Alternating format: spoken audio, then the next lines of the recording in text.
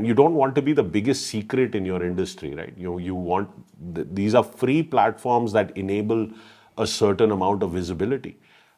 So put up the quotes, put up the posts, put up the Q&A, the videos, the reels, the podcasts. All of that is available to everyone equally. It's a level playing field today.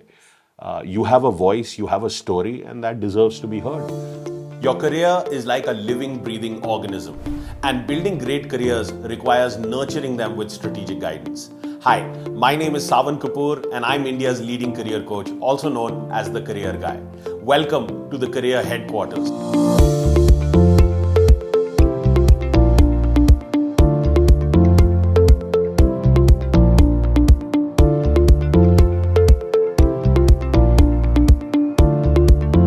The most comprehensive career podcast on the internet, where I will bring you groundbreaking insights on everything career related. Whether you're seeking a career abroad or wanting to switch industries, whether you are entry level or a mid career professional or a senior leader, I have seen it all.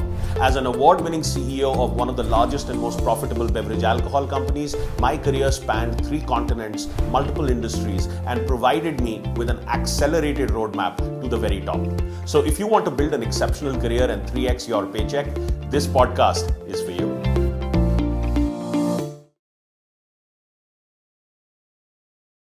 Welcome to today's episode of Career Headquarters, the most comprehensive career podcast. Hi, Savan. How are you? I'm doing very well, Deepa. How are you? I'm good as well. We have a very interesting topic today, and that is career success and what it has to do with your professional brand. So, the most basic question to start with, how does building one's brand help them with their career? I think the first thing to understand is what is a brand. And, a brand is basically a feeling you have about something. So, as a customer, you have a certain feeling about a product or a service. So, if I say the name Nike, right, it conjures up it brings up a certain feeling. Or if I take the name Kellogg's, right, it brings up a feeling. Or if I say the name Rolex, right, it brings up a feeling. So a brand is a feeling that a customer has about a particular product or service. And brands make a promise to their customers. So the term that needs to be understood here is the term brand promise, right? Now think of your brand promise as a triangle, right? So if you look at a brand like, let's say, Indigo Airlines, right? What is the promise that a brand like Indigo makes to its customers? So the promise that a brand like Indigo makes is low fares, right? They'll be competitive as far as the pricing is concerned. There will be lots of flights, so they fly to many, many different destinations. There's a lot of sectors that they cater to, and that the service will be very timely. So think of this as the 3 vortices, the 3 corners of the triangle: low fares, lots of flights, and timely service, right? Now, this is what people experience as a customer of Indigo, but everything that goes on behind the scenes to enable this is what brings that brand promise to life. So how do they keep fares low? If you notice, they have the same plane throughout their fleet, right? So parts become the same, maintenance becomes the same, the engineering, the pilot training, everything is standardized, right? And that's one way of keeping costs in control. How do they enable lots of flights? They look at sectors by volume, right? So they go after the most premium sectors where they can achieve the most significant volume, and they offer heavy traffic between those sectors. So if you take any of the major cities in India like Delhi, Mumbai, or Delhi, Bangalore, or Bangalore, Calcutta, if you look at any of these major sectors, you will find that there are multiple flights in a day, right? So the fleet is matched to the sectors that they fly. So that's how they enable this high frequency service. And timely service means there are dedicated gates and terminals for them at every airport, right? And there is a training process that is in play. They offer a service called Fast Forward. Okay. which enables you to board quicker. That's part of making their, bringing their brand promise to life. Also, if you notice that they are not in the primary terminal at most airports, they are in the secondary terminal because it's lesser crowded. So if you fly to Delhi, they're flying to Terminal 2, not to T3.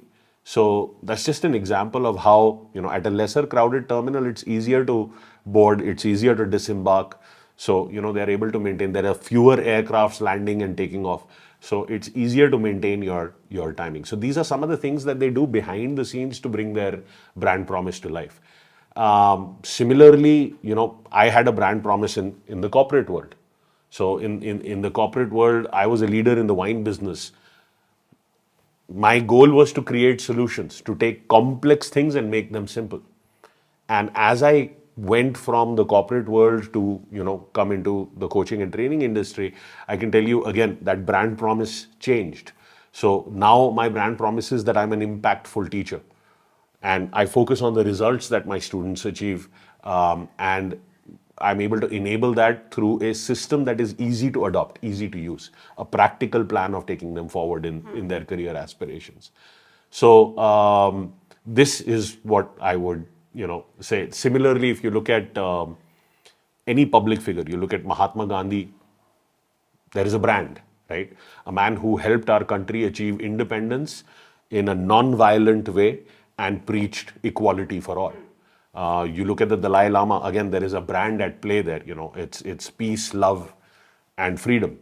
You look at Barack Obama, there is a brand at play. It's hope, change, and the political will, the willpower to get things done.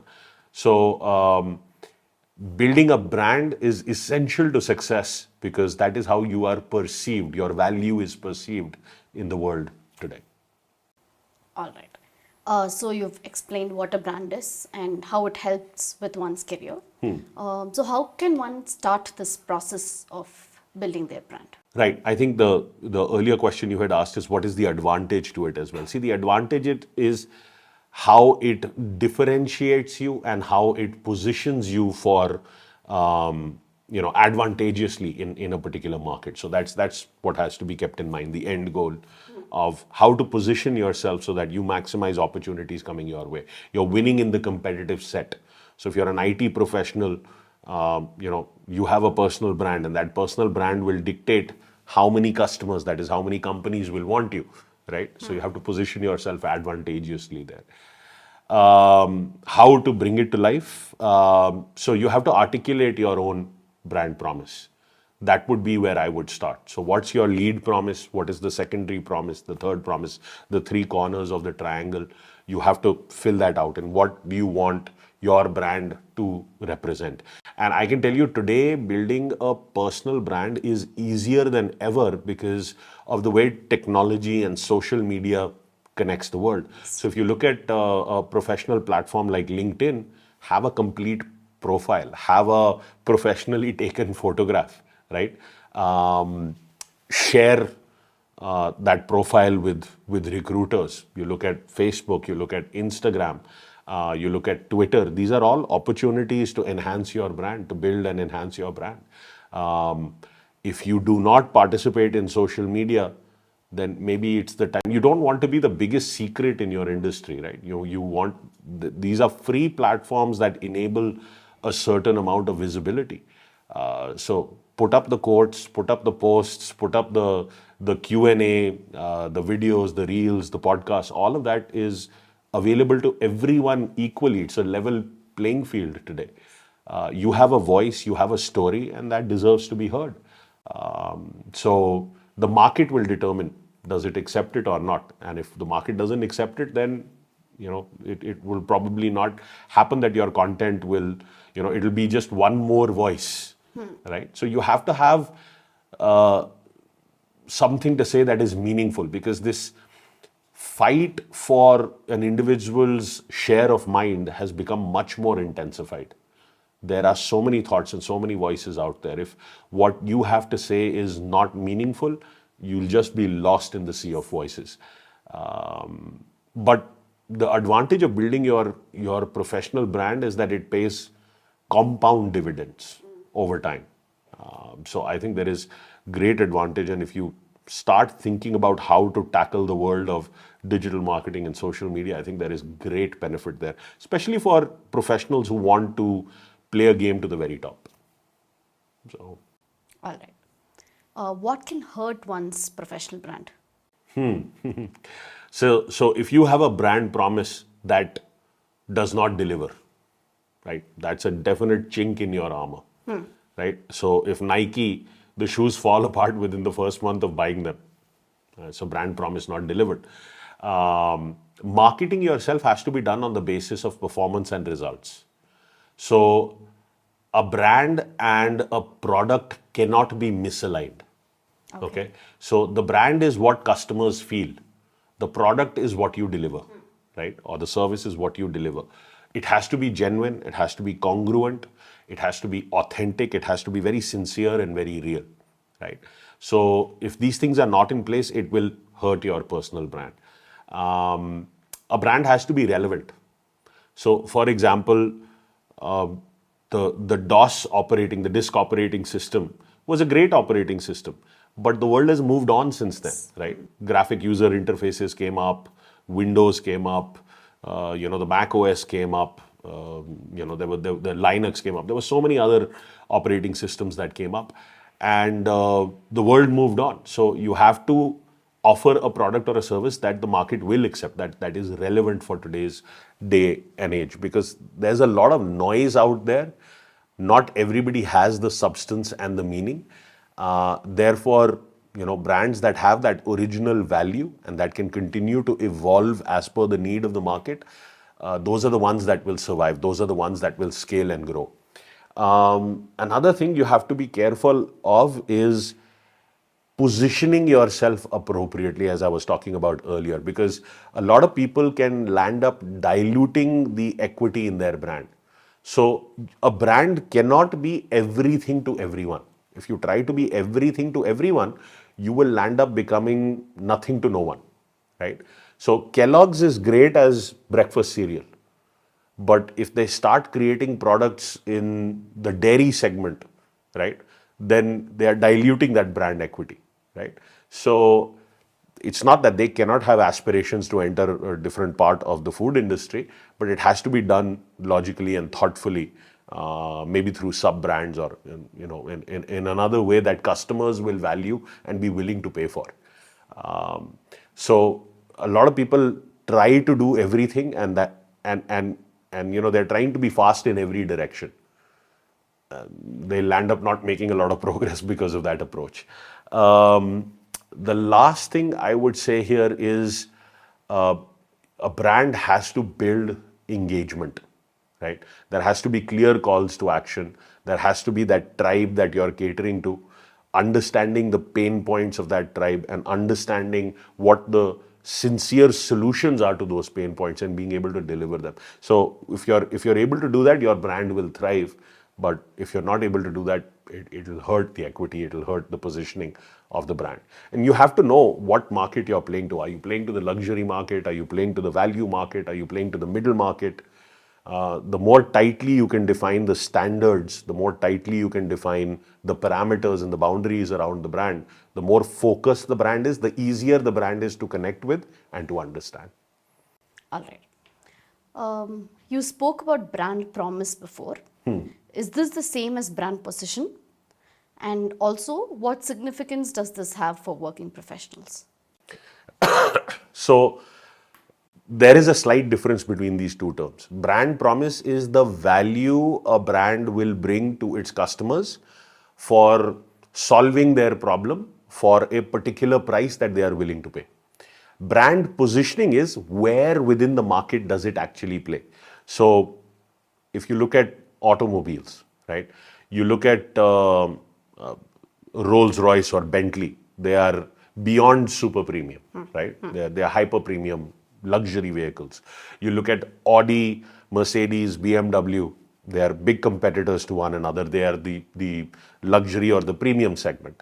You look at the middle segment, which may be a Mahindra, XUV 700 or 500, or Toyota Fortuner, or even a Hyundai Creta. They would be in the middle segment. And then there would probably be a bottom segment with a Kia Seltos, a Vitara Brezza, maybe a Tata Punch, vehicles of that nature. So where in the market you are positioned will determine the pricing, will determine the service package, the features, the benefits, right? So there is a slight difference between these two terms. Each of these brands, regardless of them being a entry-level brand or a mid-level brand or a luxury brand, they make a brand promise. They all do. The promise is more elaborate, more luxurious, more extraordinary for the higher brands. So this is the difference between the two terms. The idea here is that you have to be able to solve the need in a better, faster, cheaper, more efficient, more reliable manner for that particular segment. Because these customers are going to be very different. The customer that is buying a Kia Seltos is very different from a customer looking at BMWs, right? So this is what has to be understood. And the manner in which it applies to working professionals is, if you look at entry level roles, these are people who are yet showing their ability to take initiative. They are learning. They want to receive mentorship, right? A lot of people in school and college are starting to merchandise themselves on a platform like a LinkedIn or an Instagram, and to build a following, where they put up their story, their struggle, to invite that empathy, that shared experience, so that they create a network. They start, because these are things that will pay off in time. So this is how it applies to entry level folks. Mid-career professionals, they are growing their subject matter expertise, their experience, their people skills are growing. They are showcasing that development. They may be contributing and writing articles where they are adding value to the industry. And then senior professionals are positioning themselves in a manner where they are the ones offering mentorship. They are at the cutting edge of leading research in that field or that sector or that area. And they also have the greater ability to invest in social media. So if you look at Ratan Tata, Mukesh Ambani, you look at some of the business leaders in our country, Narayan Murthy, these are all very powerfully merchandise brands on social media. So they've created a reach, they've created a network, they've created a certain image and a certain public persona. And these things are important because they're all people who are role models. People look up to these individuals and they learn from these individuals. They've done some extraordinary things in their lives. So this is how it would apply to the different segments within the job market and the workforce population. All right. You were talking about the important role that social media plays in building one's professional brand. So what is the best way to leverage social media?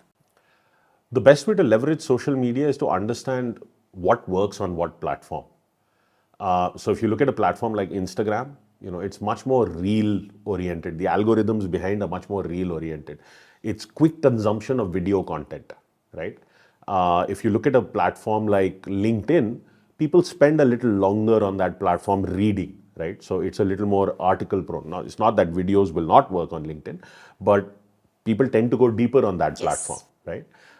You look at a platform like Facebook, or you look at a platform like Clubhouse, which is all audio that we were doing heavily in the middle.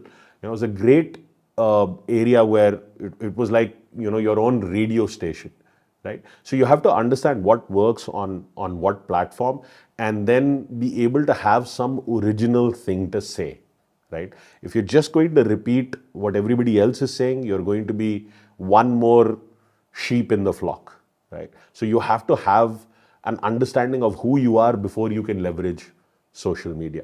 But I would say leveraging social media, there are so many agencies and marketing courses and knowledge out there.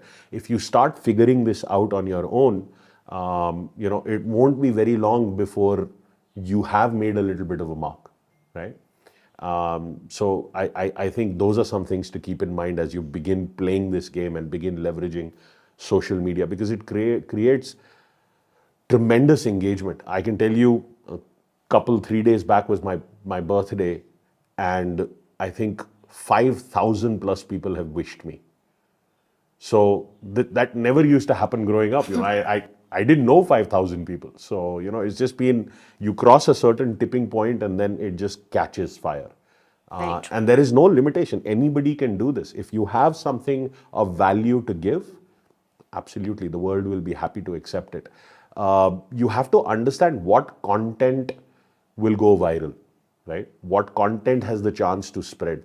So, things that make us look good is what people share.